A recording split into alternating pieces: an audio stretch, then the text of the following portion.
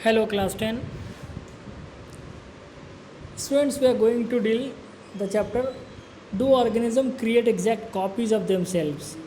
इसको replication DNA replication भी बोलते हैं। इस टॉपिक को क्या ऑर्गेनिज्म एग्जैक्टली अपनी कॉपी तैयार करता है। देखिए, इसको देखने के लिए हमको बहुत बारीकी से समझना पड़ेगा कि ऑर्गेनिज्म अगर किसी एक स्पीसीज़ के हैं तो वो सिमिलर दिखते हैं। अब सवाल उठता है कि सिमिलर क्यों दिखते हैं, तो उसका आंसर आता है कि because of similar body designs. तो अगर सिमिलर बॉडी डिज़ाइंस हैं तो ये सिमिलर बॉडी डिज़ाइंस कैसे बने, इसका मतलब रिप्रोडक्शन में एक ब्लूप्रिंट होती होगी जो सिमिलर ब्लूप्रिंट है और उसी हिसाब से नक्शे पे बनता जा रहा है सब कुछ। लेकिन क्लास 9th में आपने पढ़ा होगा information of inheritance of traits और फीचर्स और कैरेक्टर्स।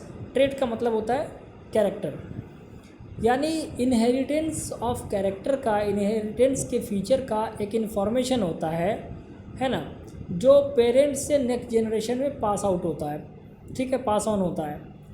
ये जो इन्फॉर्मेशन है ये in the form of DNA molecules होते हैं। अब ये डीएनए कहाँ होते हैं? क्रोमोसोम्स में। क्रोमोसोम्स कहाँ होते हैं? सेल के न्यूक्लियस में। तो इतनी बातें तो हम लोग पहले से भी जानते हैं।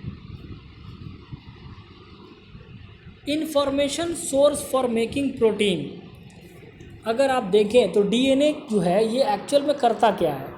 ये एक्चुअल में प्रोटीन बनाने का सोर्स ऑफ इन्फॉर्मेशन है। इन्फॉर्मेशन प्रोटीन कैसे बनेगा, क्या उसकी ब्लूप्रिंट होगी, इसको बनाने के लिए जो इन्फॉर्मेशन का सोर्स है वो डीएनए ही है। अब अगर डीएनए डिफरेंट हो, इन्फॉर्मेशन डिफरेंट हो, तो प्रोटीन जो बनेगा वो डिफरेंट बनेगा। अब अगर प्रोटीन डिफरेंट बनेगा तो आप जानते हैं सेलुलर लेवल को आपने पढ़ा हुआ है, सेल से टिश्यू बनता है ना, टिश्यू से ऑर्गन, ऑर्गन से ऑर्गन सिस्टम और फिर ऑर्गेनिज्म। तो सेल से जो टिश्यू बनता है उसका एक और रूप है प्रोटीन से। प्रोटीन से बनता है टिश्यू। तो अगर प्रोटीन डिफरेंट है तो टिश्यू डिफरेंट बनेगा। टिश्यू डिफरेंट बना मतलब ऑर्गन डिफरेंट बनेगा। ऑर्गन डिफरेंट बना मतलब ऑर्गन सिस्टम डिफरेंट बनेगा।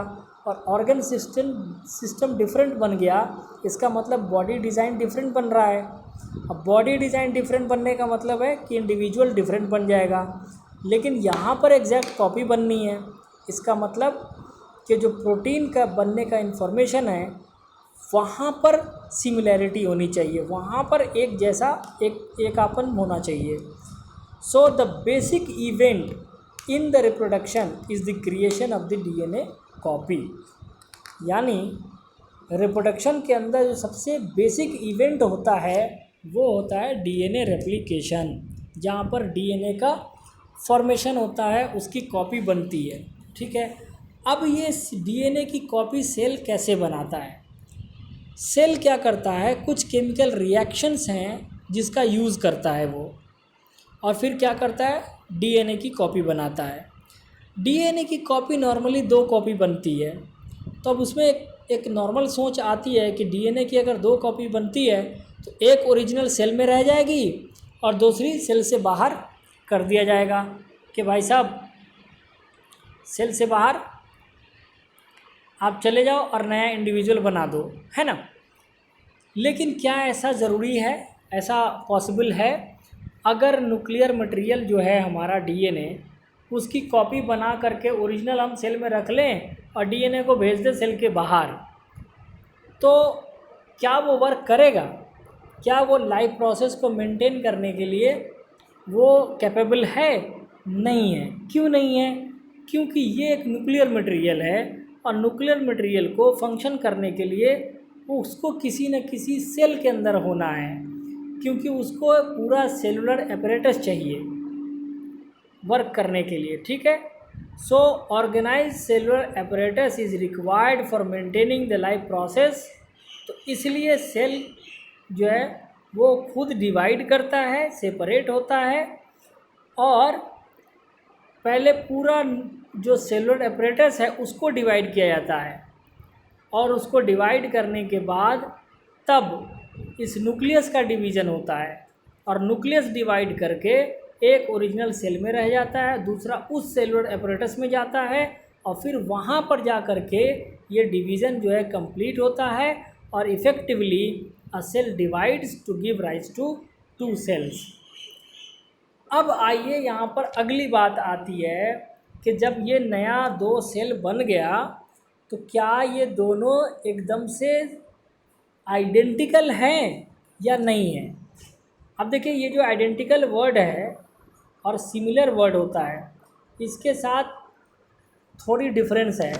सिमिलर होना, आइडेंटिकल होना बहुत अलग है। आपने पढ़ा होगा मैथमेटिक्स में congruence of triangle, congruent figure. तो सिमिलर फिगर और कॉन्ग्रुएंट फिगर में यही फ़र्क है। कॉन्ग्रुएंट का मतलब होता है इक्वल इन एवरी आस्पेक्ट, ठीक है। तो सिमिलर होना और बात है, कॉन्ग्रुएंट होना मतलब एक बराबर होना हर रेस्पेक्ट में, हर बात में, ठीक है। तो ये जो नया सेल बना है ये सिमिलर है लेकिन कॉन्ग्रुएंट नहीं है, आइडेंटिकल नहीं है। क्यों नहीं है? इसलिए नहीं है कि कहता है कि the how accurately the copying reaction involve occur. जो रिएक्शन इसमें इन्वॉल्व था वो रिएक्शन कितना एक्यूरेटली अकर हुआ है। अब आगे एक लाइन कहता है कि कोई भी बायोकेमिकल रिएक्शन एब्सोल्युटली एक्यूरेट नहीं होता है, एब्सोल्युटली रिलायबल नहीं होता है, एकदम से परफेक्ट नहीं होता है, कुछ न कुछ उसके अंदर एरर होती है।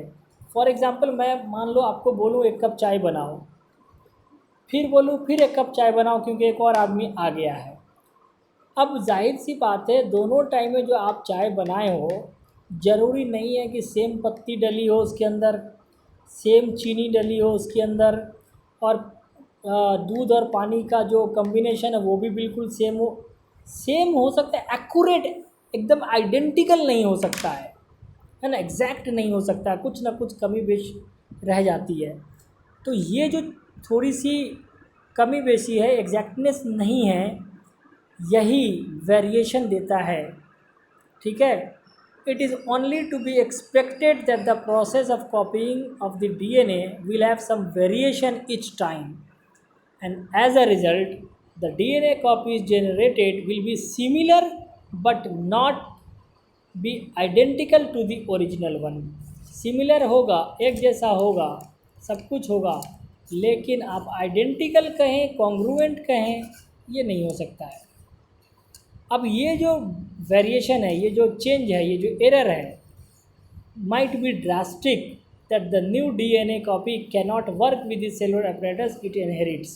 अब कहता है कि ये चेंज कई बार इतना ड्रास्टिक हो जाता है कि जो सेलुलर apparatus इनको इनहेरिटेंस के साथ साथ मिला है उस सेलुलर apparatus से काम करना ये मना कर देता है कि भैया हमको ये वाला सेल का apparatus नहीं चाहिए, क्योंकि हमारे पास कुछ नई चीज़ें हैं जो हम इसके साथ वर्क नहीं कर सकते। अब जो न्यूबॉर्न सेल होगा वो जब काम नहीं कर पाएगा सेलुलर apparatus के साथ तो फिर वो क्या करेगा, डाई कर जाएगा, मर जाएगा। जबकि दूसरी तरफ there could still be many other variation in the DNA, लेकिन इसके अलावा भी बहुत सारे ऐसे चेंजेस हैं, ऐसे एरर्स हैं, ऐसे वेरिएशंस हैं जो इस तरह के ड्रास्टिक चेंज या इस तरह के ड्रास्टिक आउटकम पर रिजल्ट नहीं करेगा, लेकिन ये सरवाइव कर जाएगा।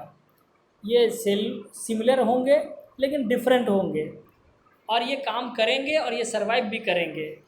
This inbuilt tendency for the variation during the reproduction is the basis for evolution, जो कि हमें अगले चैप्टर में करना था बट अब तो शायद एवोल्यूशन हटा दिया है।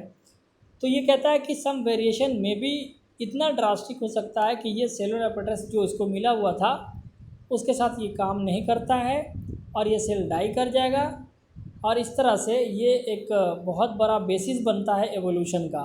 नई चीज़ें, नई तरह का सेल जो इवॉल्व किया, ये एक बड़ी बात बन के सामने आती है। ओके, तो ये आज की क्लास है। कल हम लोग बात करेंगे इम्पॉर्टेंस ऑफ वेरिएशन पर, ठीक है। Okay, thank you.